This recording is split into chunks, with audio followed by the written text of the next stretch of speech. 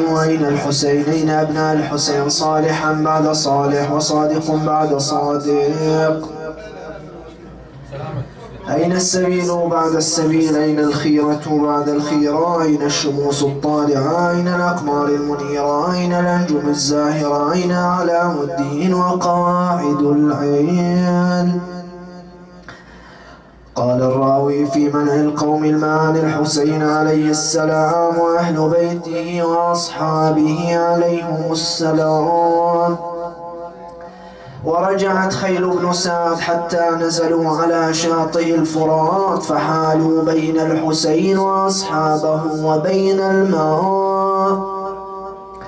وأمر العطش بالحسين وأصحابه فأخذ الحسين عليه السلام فأساه وجاء إلى وراء خيمة النساء فخطأ في الأرض 19 خطوة نحو القبلة ثم حفر هناك فنبعت له عين من الماء العذب فشرب الحسين عليه السلام وأصحابه وشرب الناس بأجمعهم وملأوا أسقيتهم ثم غارت العين فلم ير لها أثار. وبلغ ذلك ابن زياد فأرسل إلى عمر بن سعد بلغني أن الحسين عليه السلام يحفر الآبار ويصيب الماء فيشربه هو وأصحابه فانظر إذا ورد عليك كتابي فامنحهم من حفر الآبار وضيق عليهم ولا تدعهم يذوقوا الماء. فعندها ضيق عمر بن سعد عليهم غاية التضييق. فلما اشتد العطش بالحسين عليه السلام دعا بأخيه العباس فضم إليه 30 فارسا و20 راكبا وبعث معه 20 قربا فأقبلوا في جوف الليل حتى دنوا من الفرات. فقال عمرو بن الحجاج من أنتم؟ فقال رجل من أصحاب الحسين عليه السلام يقال له هلال بن نافع البجلي بن عم لك جئت أشرب الماء. فقال عمرو اشرب هنيئا. فقال هلال ويحك تأمرني أن أشرب والحسين بن علي ومن معه يموتون عطشا. فقال عمرو صدقت ولكن أمرنا بأمر لا بد أن ننتهي إليه. فصاح هلال بأصحابه فدخلوا الفرات وصاح عمرو بالناس واقتتلوا قتالا شديدا فكان قوم يقاتلون وقوم يملؤون حتى ملأوها ولم يقتل من أصحاب الحسين عليه السلام أحد. ثم رجع القوم إلى معسكرهم فشرب الحسين ومن معه لذلك سمي العباس عليه السلام السقاء. أبو الفاضل أنت وما فاضل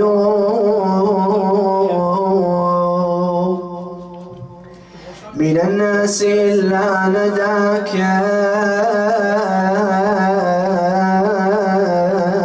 استقى فلله عهدك ما أوثقا ولله وعدك ما أصدقا. إذا كان جدك ساقي الحجيج فأنت جدير بحمل السقاء. بطل تورث من أبيه شجاعة فيها أنوف بني الضلالة ترغم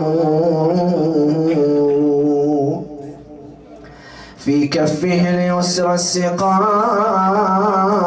يقول له، وبكفه اليمنى الحسام المخذم، بطل إذا ركب المطهم خرته، جبلا الشام يخف فيه مطهم، قسمان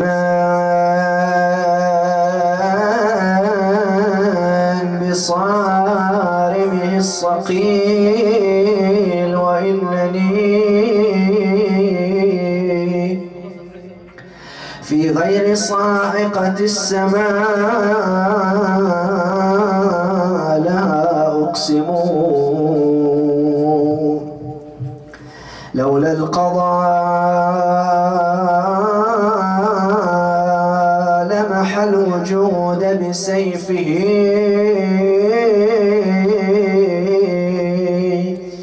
والله يقضي ما يشاء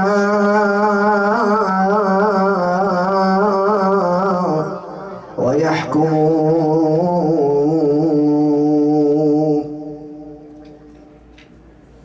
قال الراوي: ثم أرسل الحسين عليه السلام إلى عمر بن سعد لعنه الله أني أريد أن أكلمك فألقني الليلة بين عسكري وعسكرك. فخرج إليه ابن سعد في 20 وخرج إليه الحسين في مثل ذلك.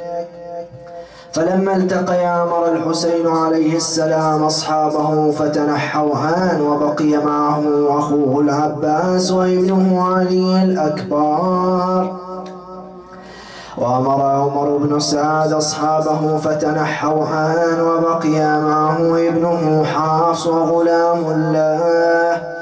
فقال له الحسين عليه السلام: ويلك يا ابن سعد، ما تتقي الله الذي إليه معادك تقاتلني وأنا ابن من علمت. ذر هؤلاء القوم وكن معي فإنه أقرب لك إلى الله تعالى. فقال عمر بن سعد: أخاف أن يهدم داري.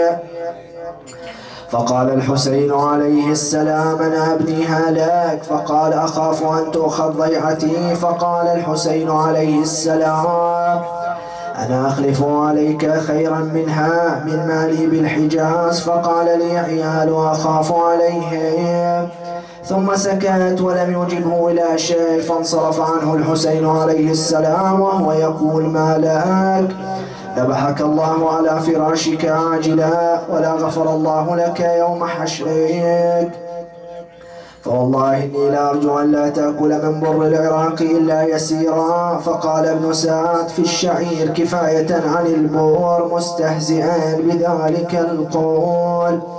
قال الشيخ المفيد عليه الرحمة: وورد كتاب ابن زياد في الأثر إلى عمر بن سعد أن حل بين الحسين وأصحابه وبين الماء ولا يذوقوا منه قطرا. فبعث عمر بن سعد في الوقت عمرو بن الحجاج في 500 فارس، فنزلوا إلى الشريعة وحالوا بين الحسين وأصحابه وبين الماء، ومنعوهم أن يسقوا منه قطرا، وذلك قبل قتل الحسين عليه السلام ب3 أيام.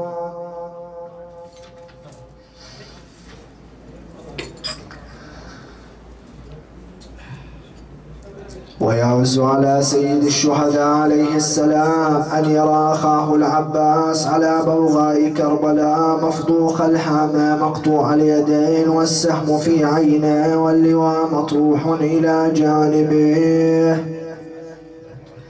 حق الناس أن يبكى فتنبكى الحسين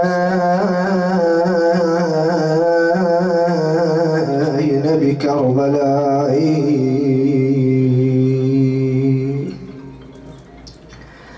أخوه وابن والده علي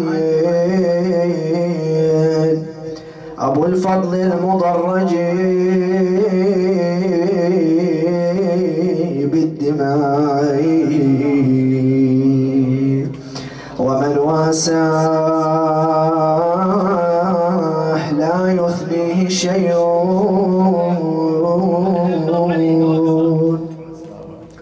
وجاد له على عطش بماء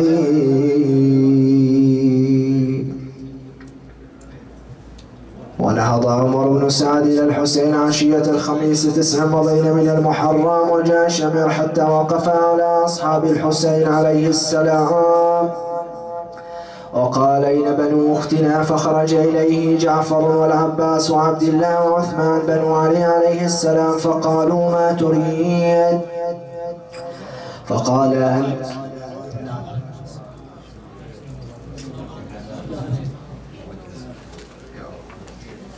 فقالوا ما تريد؟ فقال أنتم يا بني أختي آمنون؟ فقال له الفئة لعنك الله ولعن أمانك أتؤمنون وابن رسول الله لا أمان له.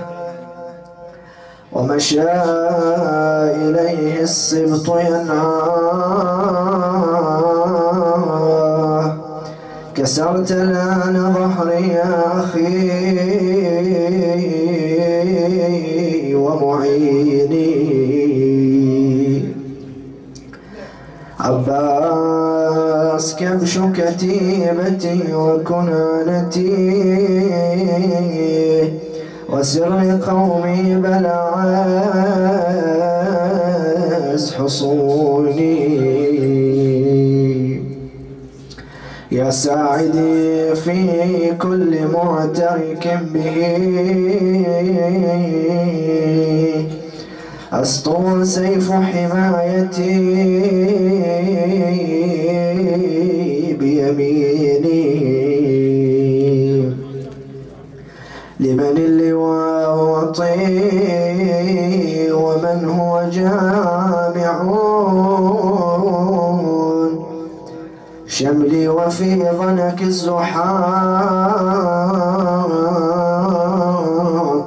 يقيني فأبى يحمله عزما بهمته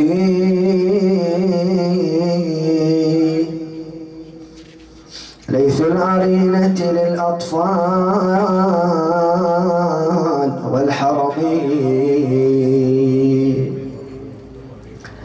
لكنما القدر المحتوم عاجله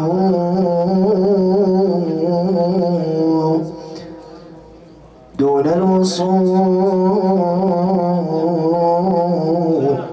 وفي سهم المنون رمي.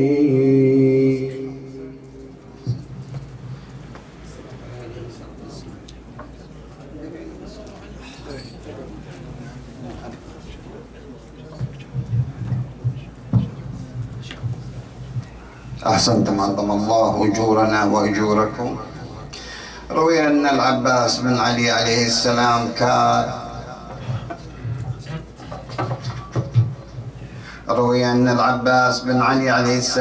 كان حامل لواء أخيه الحسين، فلما رأى جميع عسكر الحسين قتلوا أخوانه وبنو عمه وأن إلى لقاء ربه اشتاق نحن، فحمل الراية وجاء نحو أخيه الحسين وقال يا أخي هل من لي رخصة؟ فبكى الحسين عليه السلام بكاء شديدا حتى ابتلت لحيته المباركة بالدموع، ثم قال يا أخي أنت العلامة من عسكري ومجمع آلاتنا، فإذا أنت غدوت تؤول جمعنا إلى الشتات وعمارتنا تنبعث إلى الخراب. فقال العباس عليه السلام فداك روح أخيك يا سيدي، قد ضاق صدري من حياة الدنيا وأريد أن آخذ الثار من هؤلاء المنافقين. أحسنتم عظم الله أجورنا وأجوركم. فقال الحسين عليه السلام: إذا غدوت إلى الجهاد فاطلب لهؤلاء الأطفال قليل من الماء. فلما أجاز الحسين أخاه العباس للميراث برز كالجبل العظيم وقلبه كالطود الجسيم، لأنه كان فارسا هماما وبطلا ضرغاما، وكان جسورا على الطعن والضرب في ميدان الكفاح والحرب. فلما توسط الميدان وقف وقال: يا عمر بن سعد، هذا الحسين بن بنت رسول الله صلى الله عليه وآله يقول إنكم قتلتم أصحابه وأخوته وبني عمه، وبقي فريدا مع أولاده وهم عطاشا قد أحرق الظما قلوبهم، فاسقوه شربة من الماء، لأن أطفاله وعياله وصلوا إلى الهلال وهو مع ذلك يقول: لكم دعوني أخرج إلى أطراف الروم والهند وأخلي لكم الحجاز والعراق، والشرط لكم أن غداة في القيامة لا أخاصمكم عند الله حتى يفعل الله بكم ما يريد. فلما أوصل العباس إليهم الكلام عن أخيه الحسين فمنهم من سكت ولم يرد جوابا، ومنهم من جلس يبكي.